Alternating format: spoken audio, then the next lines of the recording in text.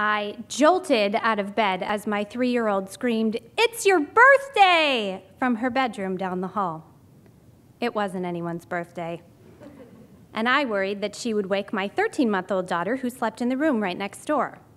Now, at this point, we'd had, I don't know, more than 100 conversations about using our whisper voices in the morning. It was a concept that clearly was lost on her. I took off into a full sprint from my room to hers, and when I got there, I was so seething mad that I flung open the door, just hoping she could feel the rush of my disapproval. I got right down in her little face and I said in a low rumble, "What are you doing?" But I was unable to keep my own voice to a minimum, and instantly the baby woke up. And it was my fault. Later, as I pulled into the grocery store parking lot, some very nice gentleman pulled out right in front of me without so much as a glance. So I silently retaliated by angrily slamming my minivan into the nearest parking spot.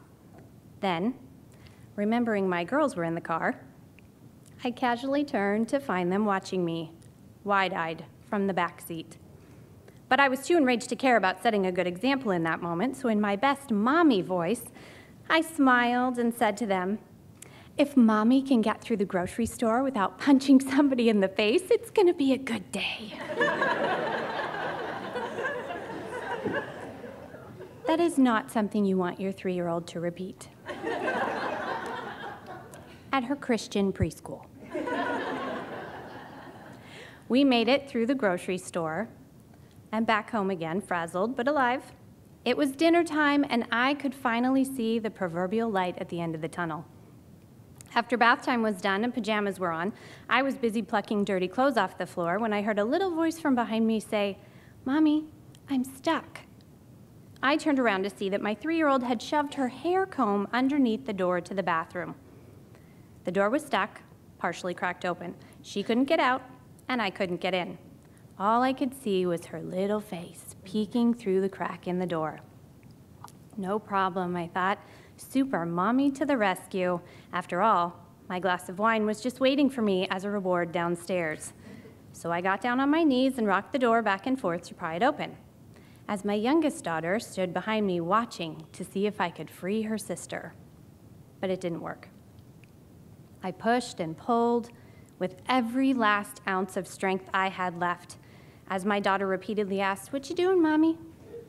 And the baby chimed in, shouting, "Mama, Mama," as if she were my own personal cheering squad. "Okay," I said to myself, "don't panic. You can't leave her in the bathroom. She can't sleep there. What am I going to tell my husband? What am I going to do if I can't get her out? Why is this happening to me right now?" But the door wouldn't budge, and I lost it. The sum of the day got the best of me, and I let out a gut-wrenching cry so loud, I scared myself. My scream cut through the little girl chatter, and both girls froze in place. Then, as if right on cue, they each burst into tears as I sat in a heap on the floor, tears spilling down my face.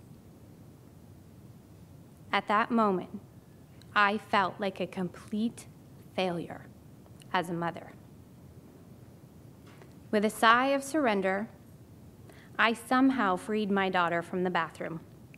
I went downstairs to call my own mom and recounted every terrible piece of my behavior that day, told her how dreadful I was and how much money I needed for my 2 daughters and their future therapy bill.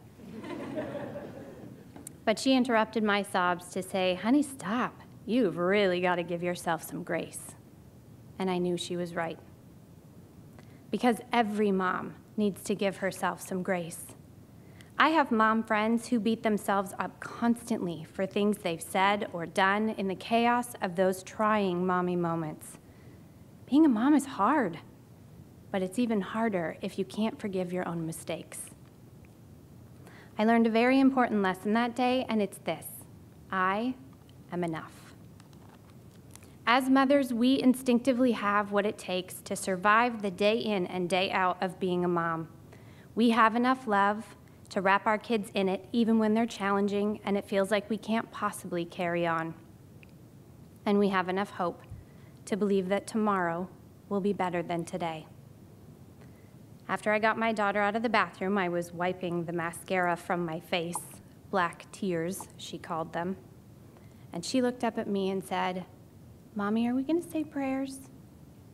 I had no idea what to say at that point, so I just got down on my knees next to her bed and quietly folded my hands and sobbed my way through an ask for forgiveness. When I opened my eyes, she immediately wrapped her little arms snug around my neck and said, "It's okay, Mommy. It's been a hard day." Right then, I felt like she saw me the way that God sees me. I am enough.